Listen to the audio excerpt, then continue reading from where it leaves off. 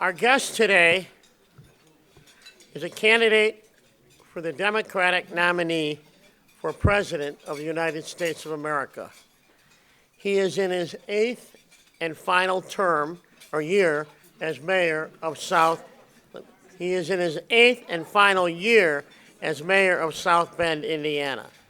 Our guest today served as a lieutenant in the U.S. Navy Reserve and took an unpaid 7-month leave during his mayoral term to deploy to Afghanistan. He is a Rhodes Scholar and a graduate of Harvard University. Our guest today lives with his husband, Chasten, in the same neighborhood where he grew up with their 2 rescue dogs, Truman and Buddy. Ladies and gentlemen, Mayor Pete Buttigieg. Mayor Pete.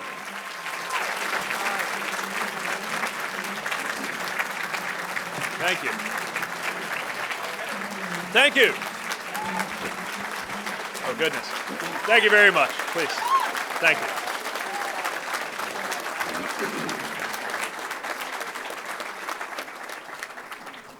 Thank you very much. Thank you for the kind introduction, for the kind invitation. Thank you, Jay Doherty, for hosting us. I want to acknowledge Frank Paul for cooking up the idea of inviting me here and persuading somebody else to go along with it. So thank you to Frank.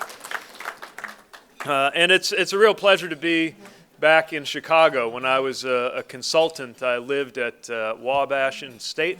I worked at between Clark and Dearborn and Monroe. I guess I was between Wabash and State on Monroe, so I had about a 1-block commute, which I've not been able to replicate even after moving back to South Bend. And it's great to be back here in what really amounts to spectacular weather by our Midwestern standards. As you know, I'm from South Bend, Indiana. You get on Lakeshore Drive and pick up I-90 about an hour and a half later. You're in our hometown. And there are a great many people here who I think know South Bend very well. There's more than that. Come on. One thing I find myself doing as mayor, though, is explaining South Bend a little bit to people who don't know our city, who know perhaps one thing about our community, which is our magnificent University of Notre Dame, which, though it sits technically outside of city limits, we're very happy to claim. And yet, because of that, people sometimes assume that we must be a tidy, wealthy, homogeneous college town, which is, of course, not our story. Our story is that of a company town that had to figure out for the balance of my lifetime what to do after you lose your company. And in that sense, we are typical of so many communities in the industrial Midwest that were left wondering what their future was going to look like. The Studebaker Car Company stopped making cars 20 years before I was born. And yet 30 years after that, when I was running for mayor, some people were still talking about it as if we could only get some version of Studebaker back making cars again, our city would be all right. That was how profound the blow of losing some of those jobs had been for us. And what we had to face was that the future wasn't going to look like the past, that the way out of the abandoned factories and the collapsing homes and the population loss and the reduced income wasn't to try to dredge greatness out of some impossible again, but rather to make sure that the future looked different from the past. And that's what we've been able to achieve as a city in the last 10 years. I'm so proud of it. I won't subject you to a full accounting of all of the things we're pleased with, from the Parks and Recreation upgrades to being able to double down on our boast of having the smartest wastewater system in the world. But what I will do is let you know that we're growing, that our population is growing, that our economy is growing, that we are seeing people lifted out of poverty. We're not there yet. We've got a long way to go in our city. We're celebrating the fact that our per capita personal income has finally gone back above $20,000 in our community. But we're also seeing that our neighborhoods have become cleaner and safer. We're seeing a downtown come back to life in the same way that downtowns of the biggest cities have come back to life. There were much to do after hours when I made that choice to live in the Loop in 2007. Miller's would give you a spinach pie, and that was about it. Now I come back and I find that even the heart of the commercial business district of this city feels like a neighborhood in some ways. And we've seen that smaller cities can experience that growth too, but only if we properly balance what's happening in our neighborhoods and our lowest income areas with the tremendous potential of the return to our downtowns.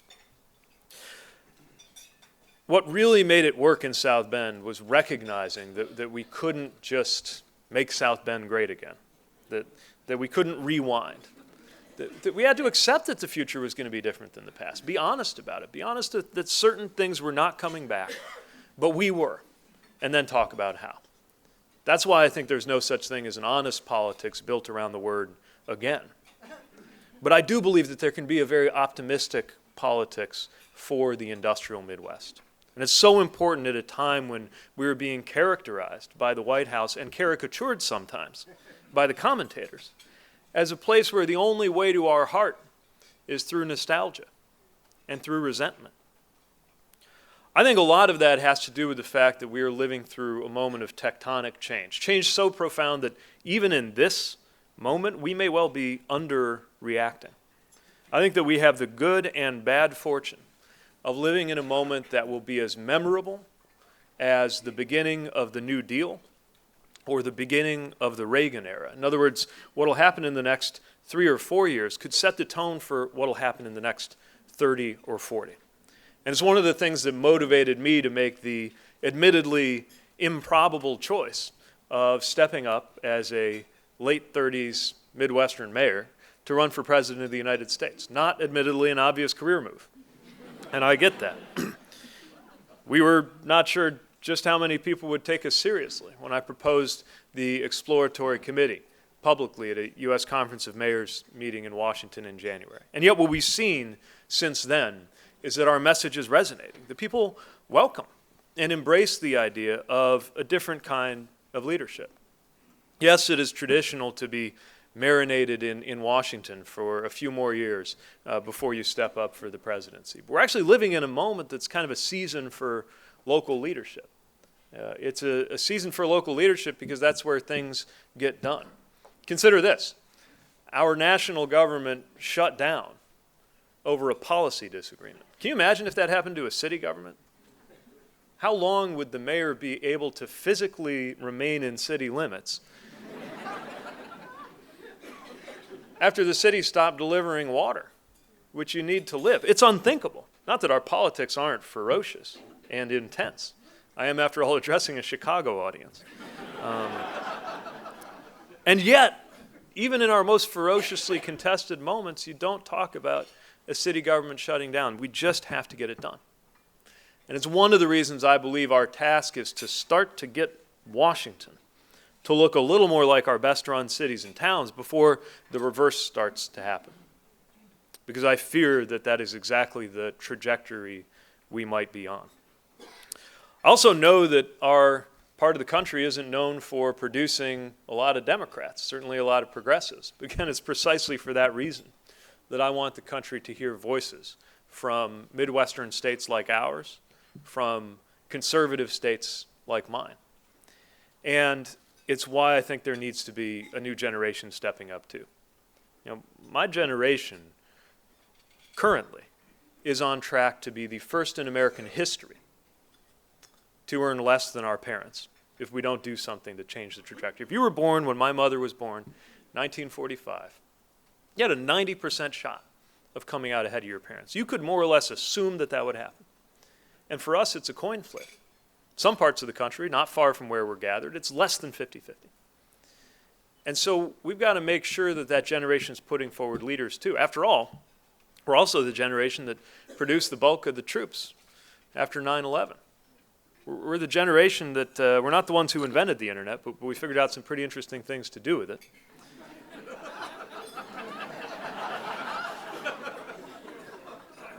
Many of them beneficial. Some of them not. All the more reason why it's of tremendous importance that the people in the policy world in charge of figuring out the left and right boundaries for that, have a sense of what it is they're regulating. Not that you have to be from a new generation to do it. Again, it's an older generation that actually invented this stuff.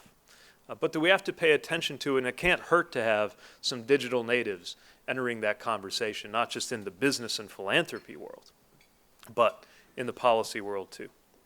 So having that different background, that background of a millennial Midwestern mayor, I think has equipped me to offer maybe a different vocabulary for what my party stands for. And I do not seek to shift the center of gravity morally of where my party is. But I do think it would make sense for us to find new ways to talk about it. And it's the main thing I want to discuss with you before we go to questions. There's a lot of hand-wringing over whether Democrats are capable of expressing themselves in bumper sticker language. We are given to long and elaborate policy discussions sometimes, and that's not a demerit. We're policy people. We ought to be. Policies are how we do good in this world. But sometimes, I fear, we have neglected to vindicate the values that motivate our policies. Something that I think the right, for at least as long as I've been alive, has been highly effective at doing. So part of what I'm trying to do is reintroduce the values that help to explain why we believe what we believe. So that even people who maybe have different values or arrive at different conclusions on policy understand that we came by our views honestly. And it's why I think that this campaign largely must be about freedom. Now, when you think of freedom, when you think of liberty, and you think of whose lips you would expect it to be on in the political world today, you're mostly going to think of people from the right. You're going to think of our conservative friends who are preoccupied with making sure that the government does not restrain our freedom too much. And often that leads to positions on taxes, positions on regulation that suppose that if government is the opposite of freedom, then less government means more freedom. Although it turns out that there are some exceptions to this rule, some of which we're observing in the American South today. Now, I come from Indiana as a Democrat. There are people I love, people I trust, people who support me politically, who view this issue differently than I do. But I must say that I don't think that you are free in this country if your reproductive health can be criminalized by government dictate.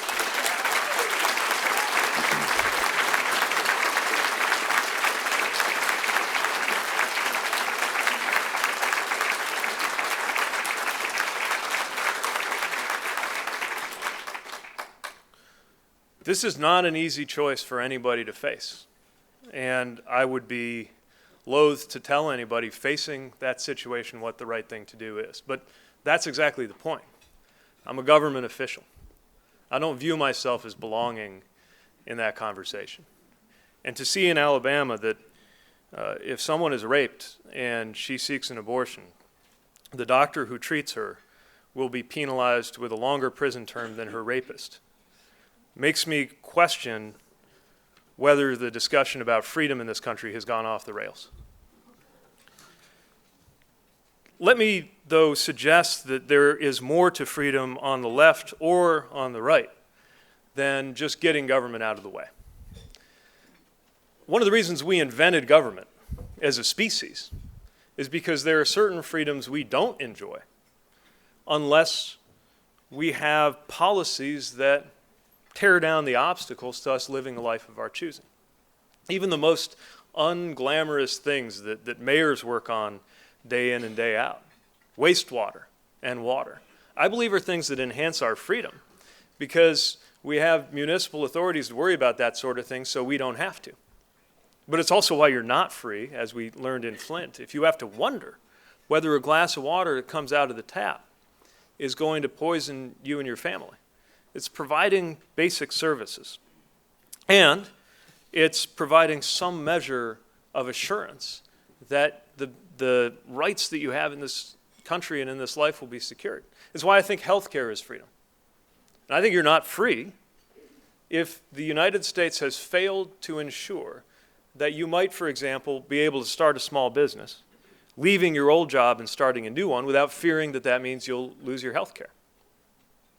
I think that you're not free as a consumer if a financial institution is caught ripping you off and you don't have any recourse because you've been forced into arbitration.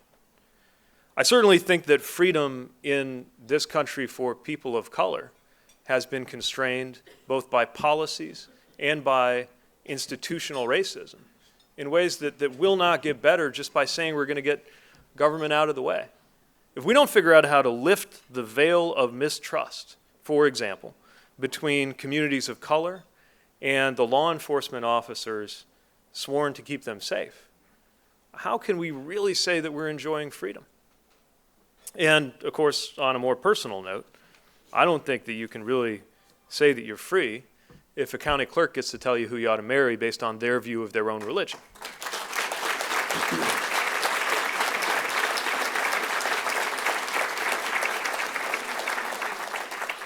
So let's talk about freedom in its richest sense and recognize that good government can help make you free just as much as bad government can help make you unfree. And that how big or small it is only the beginning of the conversation. I want to talk about security because that's another thing that I think has been maybe monopolized by our friends on the right, as though security or the flag or patriotism belong to one political party. I think that's all the more reason people in my party ought to be talking about security. First of all, traditional security issues have not gone away. We see what's going on in the vicinity of Iran right now, to give just one example.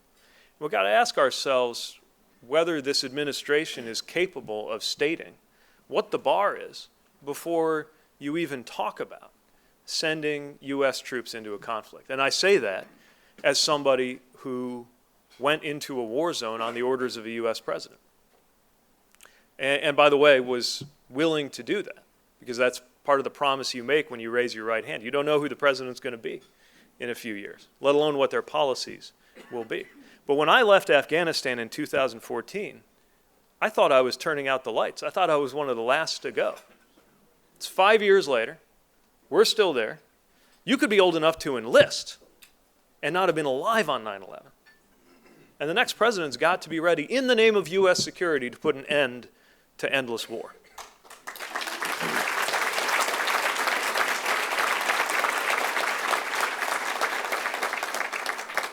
Day before yesterday, we did an event with young men and women signing their commitment letters to go into the military. Some go into the academy, some are enlisting right away, some are joining the Guard. And on one sense, it's a very happy occasion. It makes me nostalgic in the way that somebody who has served inevitably and sometimes unbearably gets around young people starting to serve. And I was very proud of them. And their parents were there, and the school principals were there. It was a great event. But then there's this other voice in the back of my head, actually not so different than the voice that was in the back of my head when I saw high school students from the same high schools in our city gathering together in the March for Our Lives to demand better action on gun safety. And the voice in the back of my yeah, we can applaud that. And the voice in the back of my head saying, do not let these kids down. Do not play games with their lives. This is not a game. It is not a show. And we had better make sure that the security decisions made by the president are based not on domestic politics, but on what is the right thing for this nation, and particularly those who have agreed to defend it with their lives.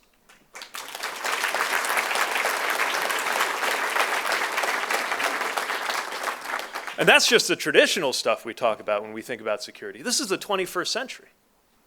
That means security means cybersecurity. And one thing that will not help on cybersecurity is putting up a wall from sea to shining sea. Doesn't keep out the bits and the bytes. There's a human factor as well as a technical side to cybersecurity, and we've got to be on top of it. We've got to worry about election security. Our elections are the thing that keep us safe. Our elections, a lot more than a collection of rifles, for example, our elections are the thing that see to it that our government works for us and not the other way around. And our elections, for that very reason, have been attacked. So what are we doing to secure our elections? And what are we doing to look after security in the face of a rising tide of violent white nationalism asserting itself at home and around the world. That's security too. That's security in a really big way. And we had better be talking about what may well be the biggest security imperative of our time, which is climate security. There's evidence that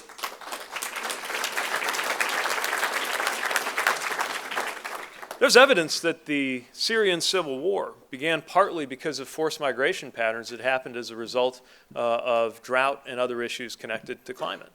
The same story is increasingly coming into focus when it comes to the rise of Boko Haram in Africa. We probably would not have as many migrants at our borders from Central American countries if it weren't for climate disruption. I myself, in the city of South Bend, had to activate our Emergency Operations Center twice in less than 2 years. One of them was for the 1,000-year flood, and the other was for the 500-year flood. Now, I did not major in math. But I do have an iPhone, and it's got a calculator app on it. And if my math is right, and if it's wrong, somebody here will tell me, I'm sure, but if it's right, the odds of that happening are 125,000 to 1, unless, of course, something has changed in the frequency and severity of extreme weather events, just like they warned us in the 70s and the 80s and the 90s, just like they're warning us now. And so I think if we need to start having the debate not over whether, but how to adapt, because the people debating whether we ought to do it are going to be left behind. That's a security imperative, adapting and preventing it from getting worse. So let's stop talking about freedom and security like they belong on one side of the aisle. And let's have an adult conversation about what it's going to take to do something about that in our century. And in order for that to happen, it brings me to democracy. We'd like to think of ourselves as a democracy. We like to think that democracy was one of the things that was on the line in some of our nation's finest moments, from its very founding to the way that we played a role in beating back tyranny around the world during the time of World War II. But are we really a democracy? Needless to say, our democracy has always been imperfect. There have been patterns of exclusion in our democracy from the very beginning. But I think it would be fair to say, on balance, most of the time, if you zoom all the way out, that most of us would be able to, not all, but most Americans over the years would be able to say that America became at least a little more democratic by the end of their lives than it was at the beginning. And I'm very concerned that if you're my age, you might not be able to say that. We see a rollback of voting rights, largely motivated by people who seem to have included as a partisan matter that they would be more likely to win if fewer people were likely to vote. And to me, that's an indication that your policies probably need to look.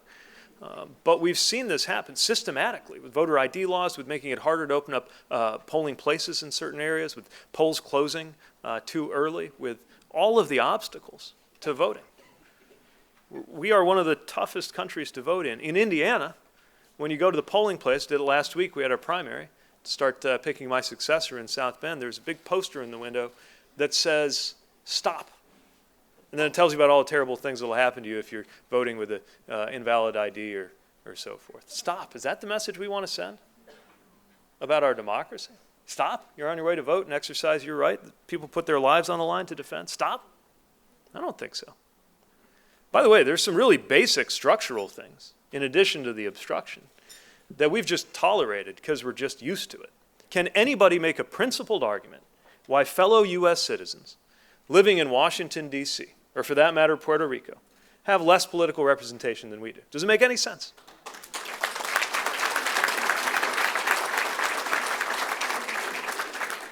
Can anyone make a principled argument why districts ought to be drawn so that politicians can choose their voters instead of the other way around? I can't think of any.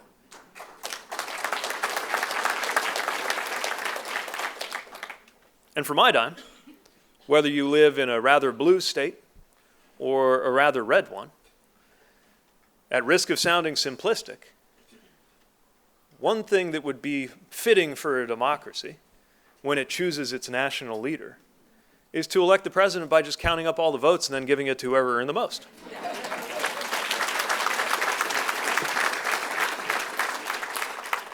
That way everybody's vote counts the same.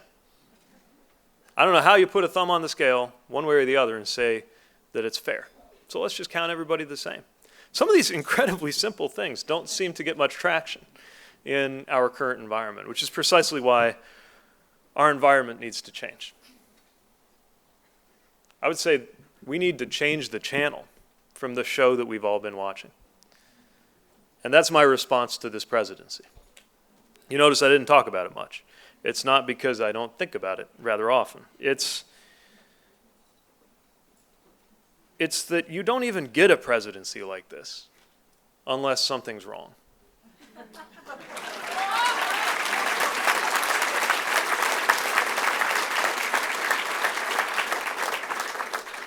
This, by the way, is one reason people in my party need to recognize that some smoking gun proof that the president's not a good guy will not change much. A lot of people, at least where I live, voted with their eyes wide open for a guy they didn't much care for in order to send a message that they wanted to burn the house down.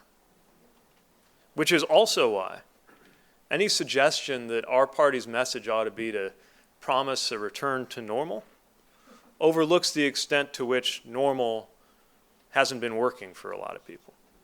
Now, what we've got now isn't working either, but that's exactly why we've got to create a new normal. So we're not going to go on that show.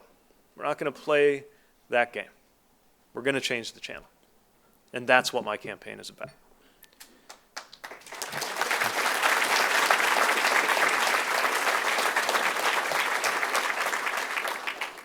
Let me close just by mentioning a word that has fallen out of fashion, but I think it's as important as ever, and that's hope.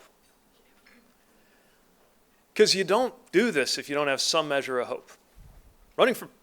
Running for office is an act of hope. In a certain sense, taking the time to watch somebody talk at you who's running for office is an act of hope. And voting is, and volunteering is. You don't do this unless you think there's some way to make the pulleys and levers of our system work better and make people better off. And when you do that, when you get it right, not that anybody's ever had it perfect, but when you get it right, then I think the freedom, the security, and the democracy we live with will be greatly enhanced so that we will, in fact, by 2054, when I'm entering my retirement and celebrating the fact that I've reached the current age of the current president,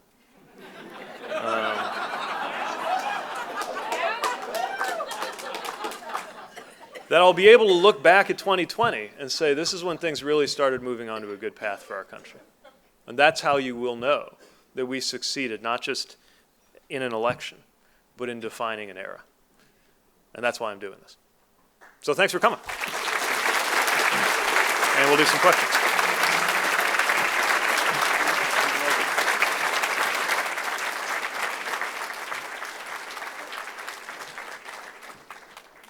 Thank you very much, Mayor Pete. Thank you very much for that. And we have a number of questions here. We'll try to answer as many as we can. The first one is from a former colleague of mine who's actually Professor Emeritus of Political Science at the University of Notre Dame. And he wants to know, his name is Perry Arnold, what are the three most important problems our country must address going forward? Glad you didn't want to know about the trash pickup. We had to move it to where from the back of your house to the front of your house, there's a whole thing.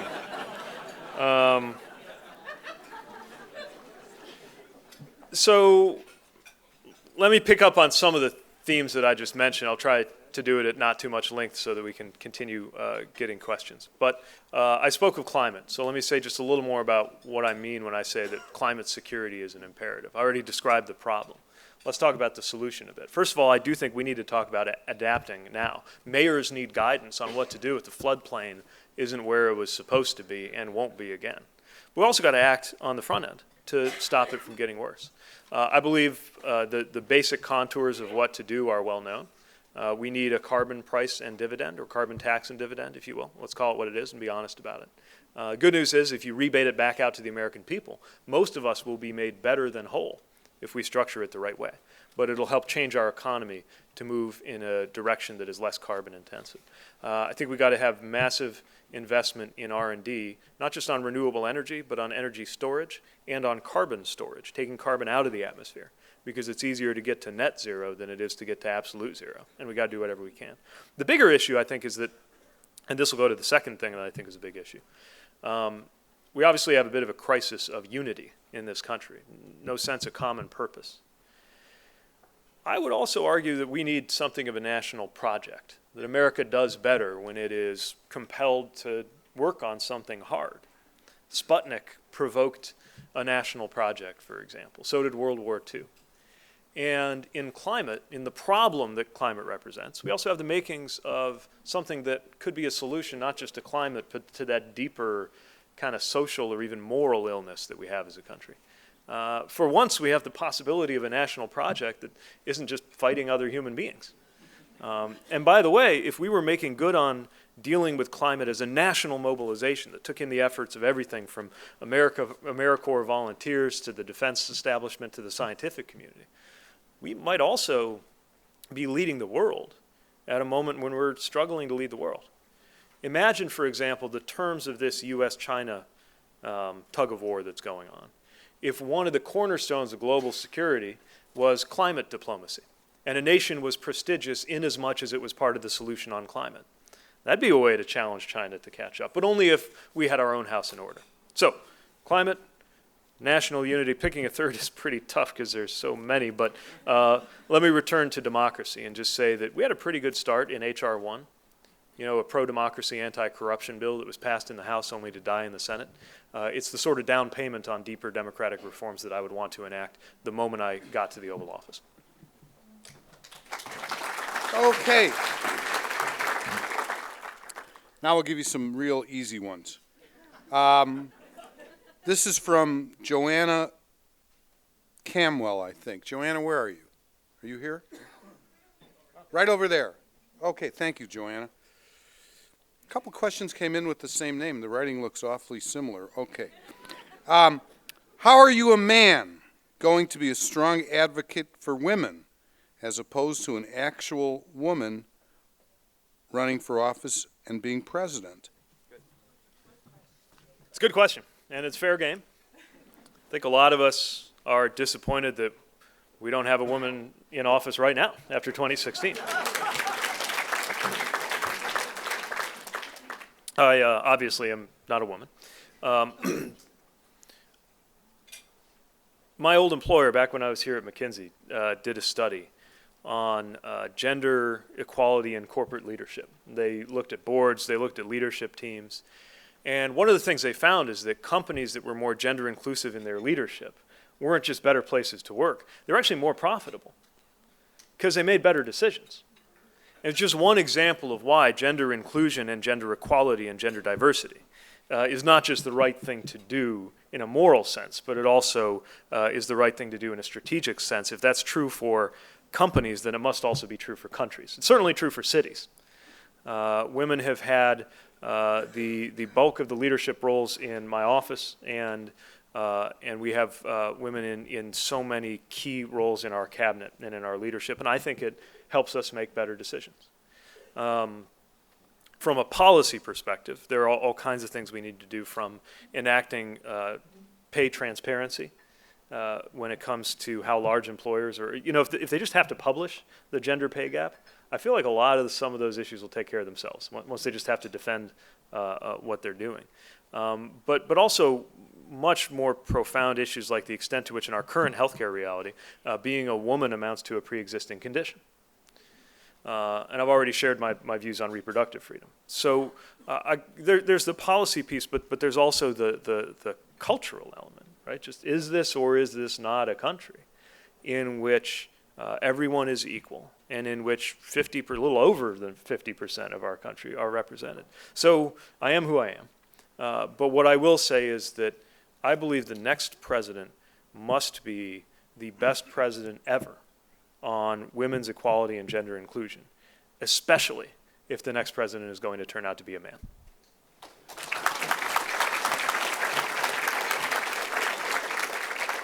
So can we take from your comments, Mayor Pete, that you would be very happy to have as your running mate for vice president, you don't have to give us any names, but a woman? Very happy. Okay. This is from City Club member Bonnie Allen. Bonnie, where are you? Back there. Okay. She wants to know what your position is on voting rights for people who are incarcerated or coming out of prison. Thank you. So there is no question that, first of all, we are an over-incarcerated country, and we need to take a number of steps to deal with that, beginning, in my view, with an end to the private prison industry.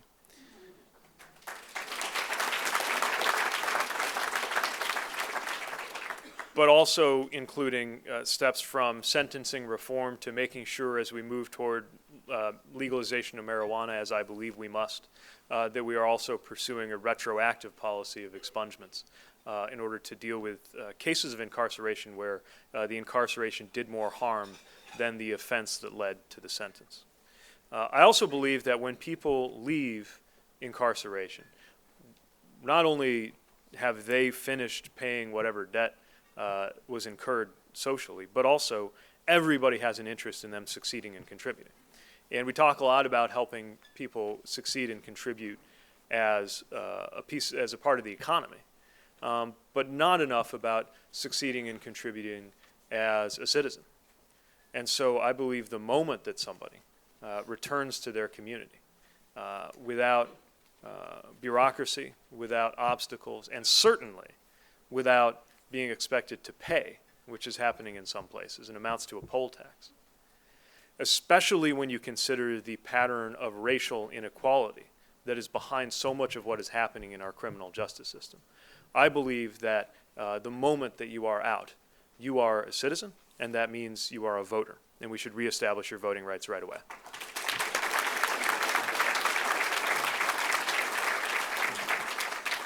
Questions deserve a full answer, so I should acknowledge that some in the activist community would like me to go a step further and extend that to those currently incarcerated.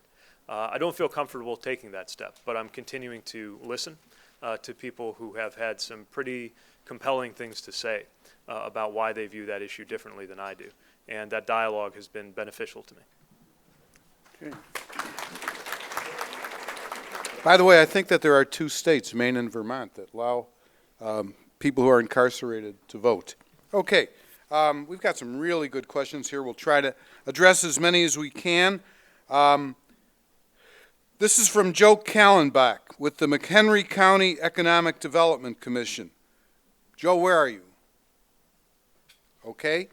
He'd like to know what can be done to revitalize economic conditions in rural and suburban communities. Obviously, this is something I think about a lot. I'll tell you what works back home. First of all, honesty, that we're not ever going to have quite the economic patterns we used to, and recognition that we don't need to. By the way, some of this is about trade. A lot of this is about technology.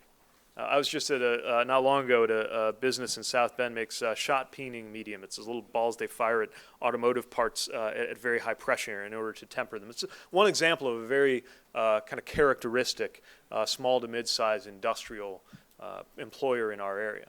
They do $6 or $7 million a year in business. They have 6 or 7 full-time employees. So it's about $1 million per employee. There will be fewer people required on a shop floor each passing year. But the jobs that are being created can be good paying, secure, and stable jobs. We just got to make sure people are equipped for the fact that those jobs will continue to evolve. And they have as much to do with critical thinking and dealing with what happens when there's an exception to the rule, because the quality control part is going to be bigger in an industrial setting than the kind of physical repeatable tasks will be. That we got to equip people for that. In so many suburban or kind of middle density communities like my own have a lot of these manufacturing employers.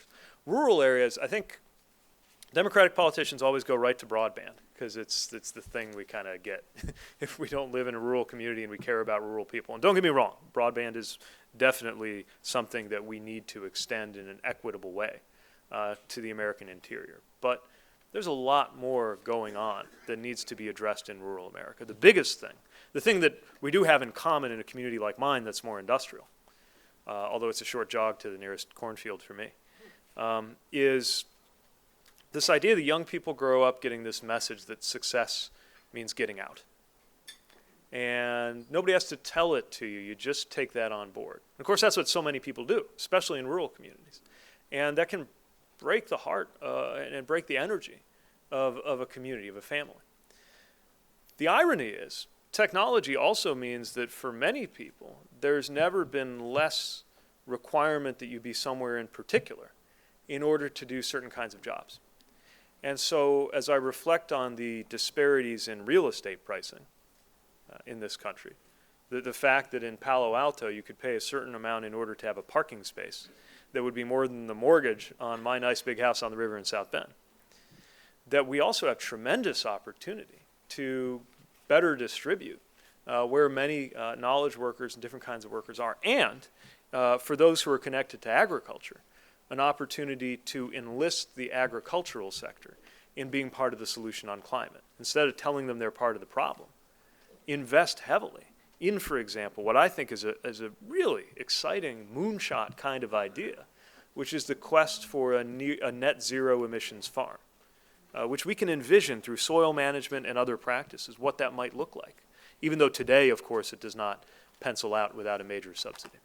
So I see tremendous opportunity for rural America, and we need to make sure that we are doing it with a view toward what the economic needs are going to be and opportunities are going to be in the next 30 years, instead of trying to find some pickled version of what it looked like in the 1950s and expect that to work in 2020. Thank you, Mayor Pete. I've got a couple questions here that deal with international affairs, so I'll sort of try to combine them. This is from Simeon Gasparov. Simeon, where are you? Over there.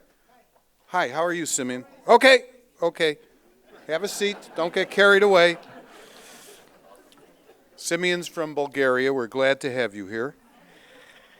He would like to know, Ashvin Ladd right down here would like to know, and Dave Lundy, who's sitting over there at that same table, they want to know about your international policy.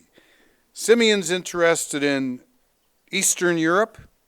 Ashvin would like to know what role a country like India would play in your administration to help offset threats from China. And Mr. Dave Lundy wants to know about, and I think you may have answered this already, the Trump administration march to war in Iran. So, just a couple of easy questions. All right, so we got Eastern Europe, India, and Iran in 90 seconds. All right. Let me offer a few thoughts. I probably can't deliver a comprehensive framework that would take all of those in within the amount of time that we've got.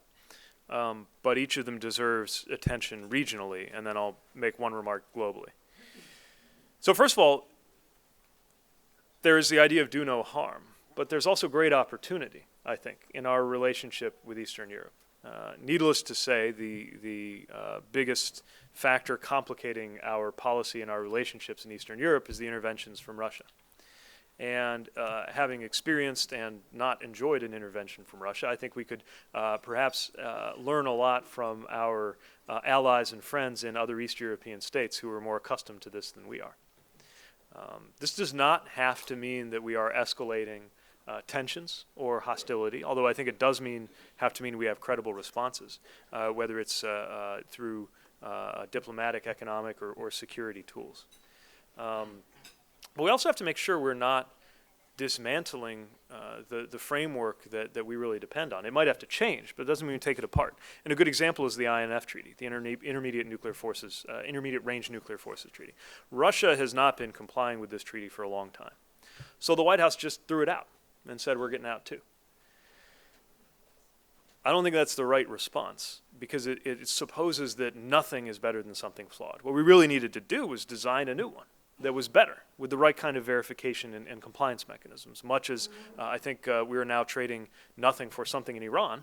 and seeing the consequences of that. Think when it comes to Iran about, first of all, how much we have undermined any hope of moderation. If you're an Iranian moderate politician and you sold people on the idea that it was going to pay off to work with the U.S., how much egg on your face do you have now on the question of whether Americans can be trusted? And even if we are questioning whether the Iranian regime can be trusted, with very good reason, that is exactly why we set up a treaty with really rigorous enforcement mechanisms. And we see now the consequences of a chain reaction set off by our unilateral withdrawal. I would also say personnel is policy, and it seems that a lot of this energy for conflict is coming from the National Security Advisor. And I remain mystified that anyone who had that big of a hand in propelling us into the Iraq War is allowed anywhere near the Situation Room at a time like this.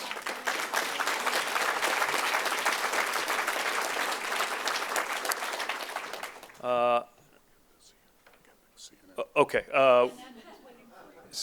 I guess we're in trouble. I just got a call from Wolf Blitzer. He's waiting to talk to you. I'm very fond of India. They're a very important ally, and we're glad we have a democratic country of that size in it.